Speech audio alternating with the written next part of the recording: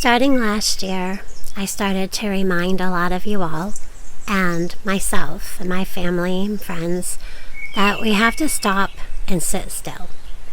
Just sit and try not to think. Just take in with what's around you. The sound of the birds, the sound of the wind. Watch the animals. You can learn a lot. And with that being said, this is something I have stressed upon again for a long time. Something I've done since I was a little girl. And I've mentioned this several times about just watching something small like a little ladybug crawling on a leaf. But seriously, moments in life that we have to take to just sit still, because the world's just going to keep going. The world is just going to keep bringing you this way and that way, and there's going to be ups and downs. But it's knowing through those ups and downs on how we're going to steer our ship and who is going to steer our ship. So I came across something and I want to read it to y'all. And I really hope that you gain as much from it and I hope it makes you smile. And I hope it really gets you out there to just take in all of the life and what life can teach you all. So, let's get started.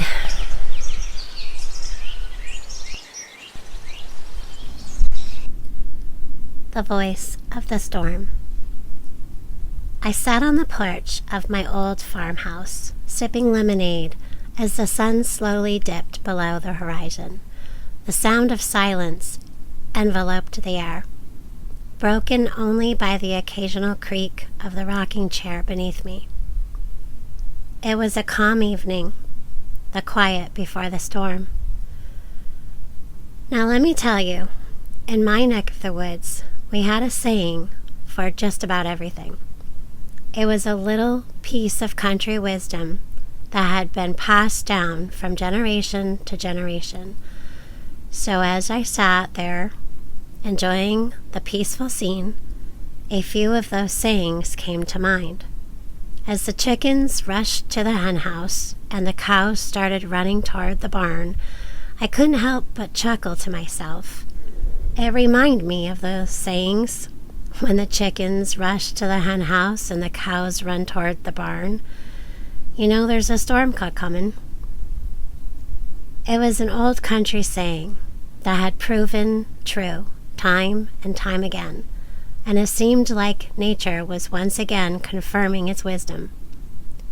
I looked up at the sky and I noticed that there were no birds in sight, not a single chirp or flutter to be heard. It was as if they had all taken cover in anticipation of the impending storm. It reminded me of another saying, "No birds in the sky, silence is nigh." It was a biblical verse that my grandma used to quote, and it made me smile.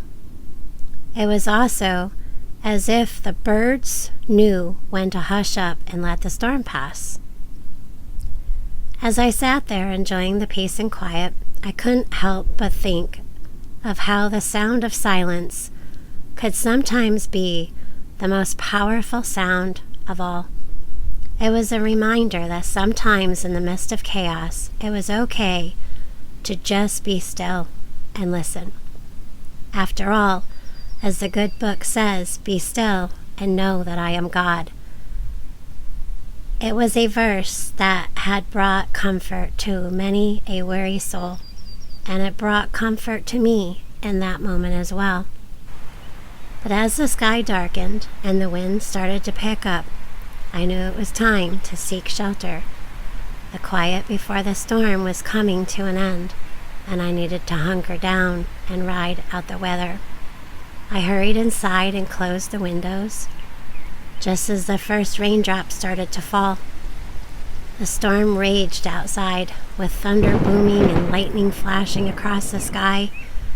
It was a sight to behold. And I couldn't help but to feel a sense of awe at the power of nature as I sat by the fireplace listening to the rain pounding on the roof. I remember another saying, "Quiet before the storm, cozy by the fire." It was a reminder that sometimes the best place to be during a storm was indoors, wrapped in a warm blanket, with a crackling fire and your favorite pet to keep you company. As the storm raged on into the night, I found comfort in the familiar sayings and verses that had been passed down to me. They were like little nuggets of wisdom that helped me navigate the ups and downs of life in the country. And as the storm finally began to subside, and the first rays of dawn broke through the clouds, I knew that that sound of silence would once again return, and the calm after the storm would be just as sweet. So with a grateful heart, I thanked the heavens for the quiet moments, the stormy nights, and the old country sayings that had guided me through it all. As the saying goes, the Lord works in mysterious ways, and sometimes it's in the silence and the storms that we find the greatest wisdom. And with that thought in mind, I settled back into my rocking chair, ready to embrace whatever the next day on the farm had in store, knowing that I had the wisdom of the ages and the comfort of Scripture to guide me. Sure enough, the next day, dawn came and dawned bright and clear, with the sun peeking over the horizon and painting the sky with hues of pink and gold. The storm had passed, leaving the air crisp and fresh, and the world washed clean by the rain.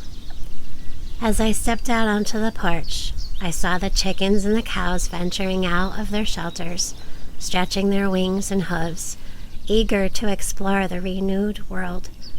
It reminded me of another saying, the old country saying, "After the storm, the world is reborn." It was a reminder that sometimes storms could bring out new beginnings and fresh perspectives.